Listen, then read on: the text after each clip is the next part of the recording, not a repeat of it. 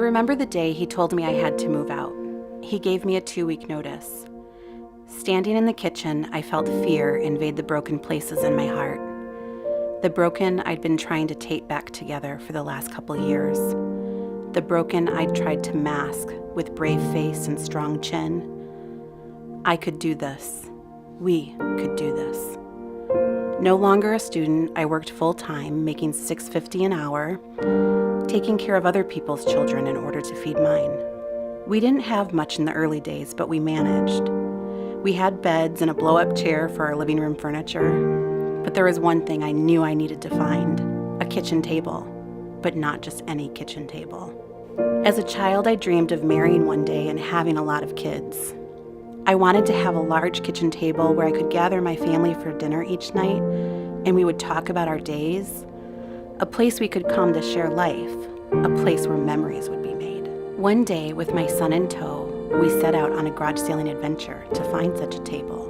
With a bit of money I had saved up, I had high hopes we would find the perfect one. I will never forget walking up her driveway and laying eyes on her table. There it was in all its glory. 2 leaves and 8 chairs.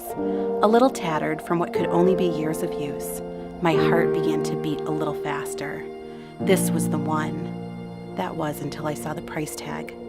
An elderly woman sat near the garage and was accepting money for purchases made.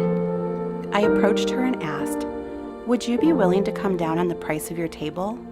Knowing full well she could never meet me at the price of the change tucked deep in my pocket. She looked at me, then my son, and inquisitively asked, "Honey, how big is your family?"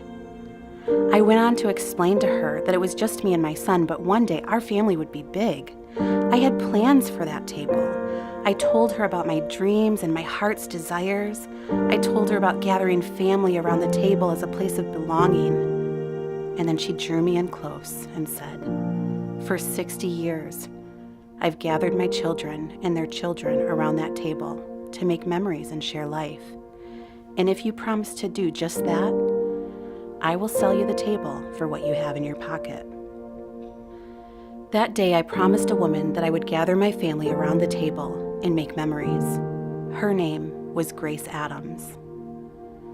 More than 15 years later, on the last Friday of a cold December's night, a teen mother and her son joined me for dinner. This gathering was called Around the Table, and for the next year, more than 50 teen mamas and their children sat around the table and found belonging. Their bodies and souls nourished as we shared life and made memories. It was during this time that I was trying to identify the name of our ministry. Every name that I chose was already taken, but I committed a specific amount of time to fervently pray and seek God for a name that would have meaning and relate to my story. One day, as I spent time reading my Bible, I read about God having grace on Noah.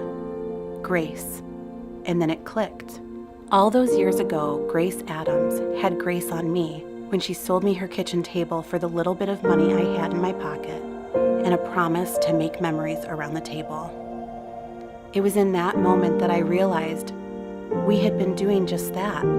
It was then that I knew we would become Grace's table.